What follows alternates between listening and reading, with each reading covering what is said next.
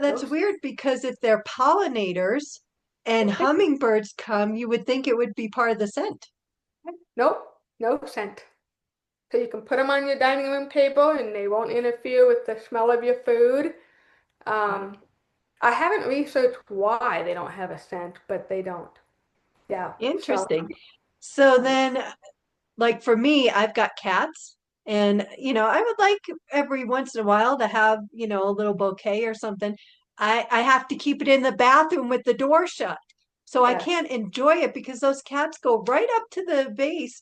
And I wonder if I had a dahlia, if they would leave it alone because it doesn't have a scent. I'm not sure. I've been told that dahlias are toxic to cats. Well, then I guess I won't have them in my Probably not a house. good idea. I haven't done a whole lot of research because I'm a dog girl. You can see the picture back here. I have Bart and Atticus. I'm a schnauzer lady. So I haven't done a lot of research, but I have had some customers come up to me and say they bought dahlias and they have to keep them away from the cats, or people who wanted to buy the dahlia bouquet but said, sorry, I've got cats. So if you have cats, you might want to do a little bit more research and see if there's certain varieties maybe that are more toxic than others. I haven't done a whole lot of research, but I have heard you have to be careful with that. But even Um, if you have cats and they just don't care about flowers, I mean, there are plenty that don't. Mine happen to just be pains in the butt. I'll bring in some fresh basil or something like that, and they're right up there. And I'm like, come on, just do pains. they eat the basil? Do they Do eat you it? eat it? They'll eat almost anything, that's there, or they're just making a mess. So They I'm just like, want to okay. um, Yeah, I'm like, okay, so I get to enjoy these when I wash my face or whatever because they're in the bathroom. But then I have to worry, about my husband who leaves the door open because the cats want to come in. And I'm like, we have some plants in there and they're in there for a reason to keep them away from the cats.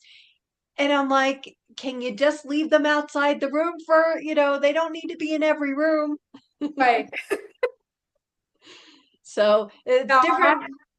my dogs don't care about my dahlias. I have them in the house and they don't care. So it might just be a cat thing. I don't know, but Yeah. yeah, probably have to be a little careful.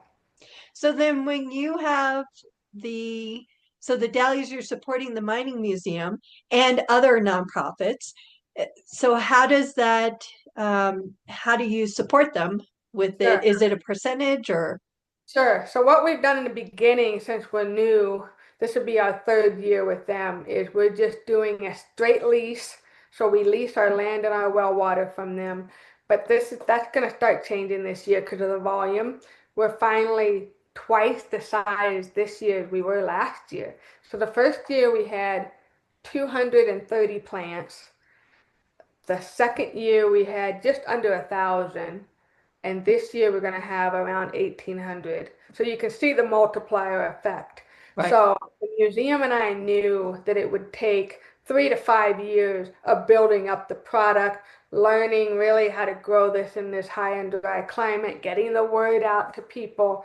And so now we're starting to see the momentum, not just with the farm, but with the customers too. So we're excited to go beyond just having a lease, which is great, right? It helps their bottom line.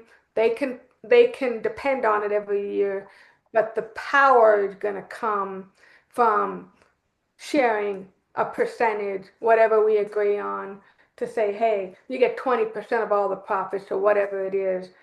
That's going to be a big game changer for the museum. I mean, Right. they do okay as a nonprofit, but most nonprofits just barely make it every year, right? Right. And so the museum is no different. They need the community support. This is such a fun product.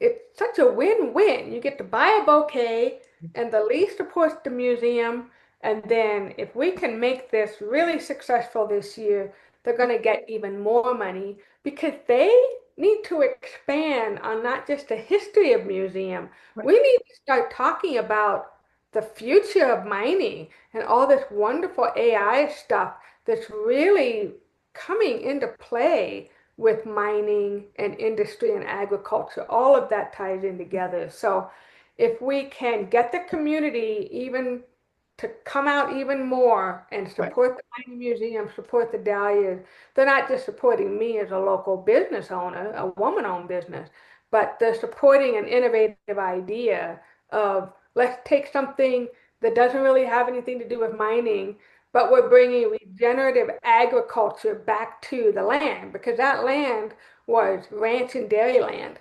Oh, wow. So it's an old dairy ranch land that's been sitting there not doing anything for decades. So to bring regenerative agriculture back to the land and be able to say, hey, if we can ramp this up and the museum gets 100,000, 150,000 a year from a percentage of the profit, that's huge. That's Yes. a big game changer where we can start doing more STEM camps. We can start doing more educational things for kids. We know that the reading and the math scores are going down. Let's try to make the mining museum get the kids interested in math and engineering and mining and get them interested in that subject. So there's some really big ideas and big plans we want to do. It just takes a little bit of time to ramp up the Yeah. fundraising idea. But Yeah. um, I'm I'm really pleased. I mean, it's been a lot of work. Yeah. It never goes quite the way you think it's going to go. Life doesn't. But I'm really proud of everybody sticking it out and, just putting one foot in front of the other and figuring it Yeah. out. Um, I think it can be a model for other nonprofits to just get out of this thinking that you got to have a gala every year to do a fundraiser. If I have to get through another gala, right? I mean, you've been to a few of those, I'm sure. Um, there's nothing wrong with that, but let's come up with some other fun ideas to support our local nonprofits, right?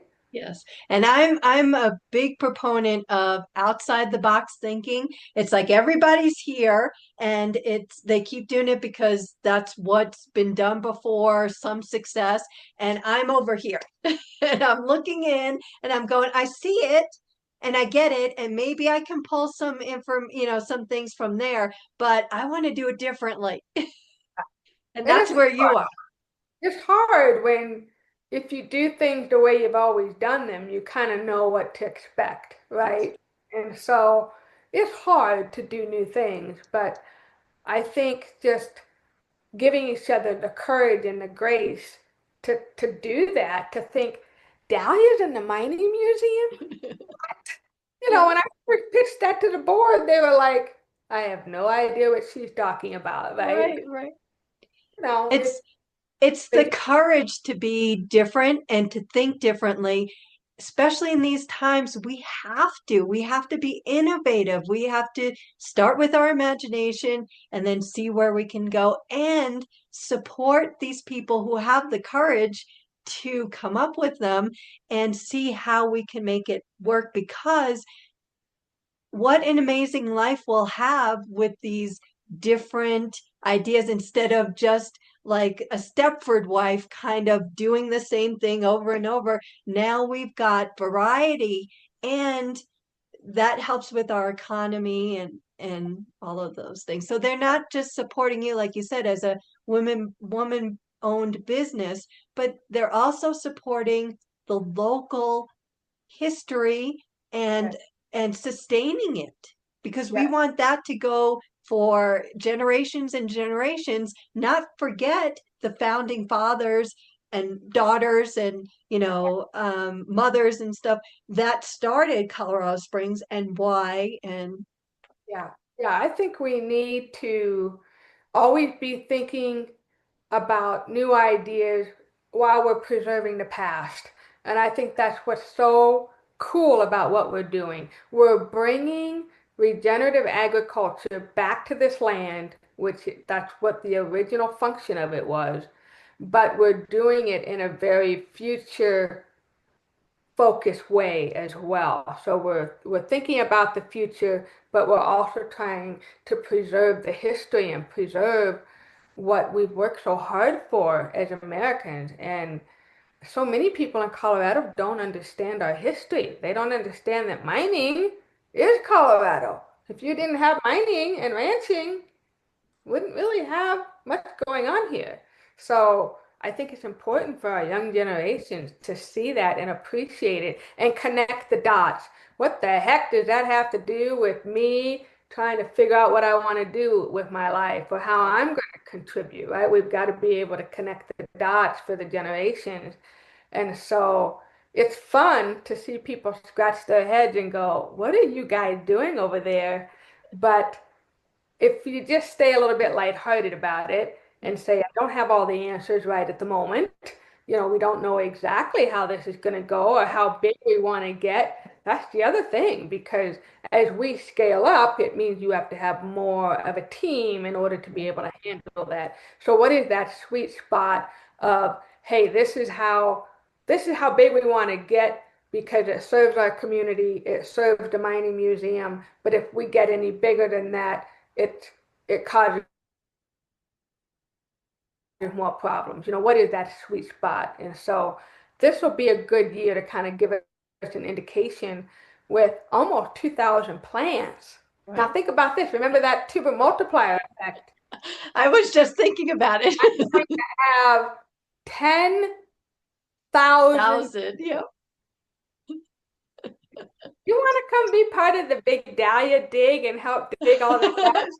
I was going to ask you, do you have that, the Dahlia Dig? Do you We're bring gonna have people in? we're gonna have to because we have so many crowns and so many. Okay. So yeah, you're gonna have to have a much bigger team. But that is the thing with Dahlia Farms is you have to figure out every time you put a tuber in the ground, you gotta dig that crown up, and then you're gonna have to spend time with that crown, dividing it and storing it. And you gotta have a place to store this stuff, right? Yep. So at what point does it just get to be Too too big. big? Now, the oldest and the largest dahlia farm is in Cambrai, Oregon. It's 100 years old. Actually, I think it's older than that. 50 acres. I don't know how many thousands of dahlias, and it's a family business. It's fabulous. They Oh, let wow. you take tours and stuff, but they've been doing it for a long time, and 50 acres of dahlias. I mean, just Right. wrap your head around that. It's beautiful.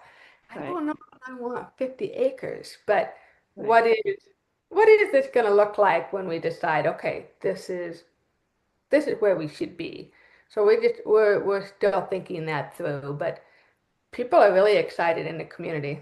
So if Yeah. you have the Dahlia Dig, you're going to have to let me know, and I'll put it out there in the Colorado Springs Town Tidings and see, who we can get in there. But you also do throughout the time, I guess maybe this time through, I guess, past the dig, you have some fun events too that you do, right? Yes, even this summer. I mean, we have a fabulous Dahlia cupcake class in a couple of weeks. Painting with a Twist wants to come on. People want to do yoga. Um, there's just so many fun ideas to get people to just take a few minutes out and do something fun for themselves. A little bit of self-care, a little bit of, shut out work and all this stuff and just be with your bestie or your mom and just do something fun for yourself and just come through and experience a flower farm. There's nothing like it. I mean, it's especially when you have 270 different varieties like I have, it's just an experience unlike any other. But there's something about doing an event like learning how to decorate cupcakes at a Right. flower farm, especially in Colorado Springs. We just don't have access to a lot of that sort of thing, So do right? you go home with the cupcakes and a bouquet? Yes. Well, Yes. there you go. What could be better? In fact, Audrey teaches people how to make a dahlia bouquet cupcake thing. Oh my So God. I've been in her class. I think you make 5 or 6 dahlia cupcakes, and then she has you put it in this thing, and it makes a whole nother bouquet. So you have each Oh, cupcake, but it makes a great gift for somebody to be able to deliver, a bouquet of Dahlia cupcakes. How cool is that? And Yeah. how many people can fit in that class? Because it sounds like a lot I of people are going to want to. I know. Yes, the registrations are coming in. I think we're going to max it out at 30 just so Audrey can have some one-on-one time with people. Because not everybody knows how to pipe a cupcake, right? Um, so yeah, we've got all kinds of fun things. Just to go to dianesdahlias.com, sign up for the newsletter, or just follow our social channels too. And that'll be a good way to stay connected. Well, I was going to ask you, you jumped the gun. How can people find you and stuff? So, Yeah. Dianne'sDahlias.com. That's going to be the best place. And again, that castle, Dahlia's at the Castle Yeah, event on August 30th at Miramount Castle in Manitou. Especially if you've got some people coming out of town and you're looking for something fun and historic to do and different. and different. That is a fun castle to go to. Um, and I think you'll really appreciate seeing different types of dahlias in a different setting. But it won't be as many dahlias as what Right, you see at the commercial farm for sure. So either right. one, Yeah. yeah. Or both. Oh, both! Why not? Why not? Yeah, I think the registration for the castle event, I think is $55. And I think the cupcake class I think is a little bit more than that just because you're paying for the cupcake class and the bouquet. Right. Um, but yeah, definitely doable. Cool.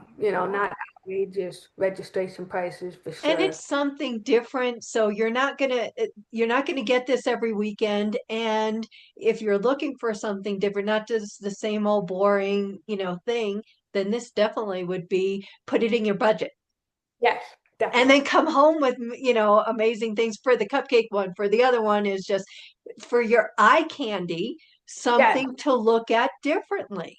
yeah. If you have a special birthday coming up or an anniversary or a retirement party or something and you need a gift, what a great thing because you're not going to find dahlias at the big boxes. Dahlias are hard to ship because they're not like a rose or a carnation that can be scrunched with the plastic. So it's typically not a product that can be shipped very well. It really is a local product. So when you do dahlias and you do a local dahlia farm, it's just special.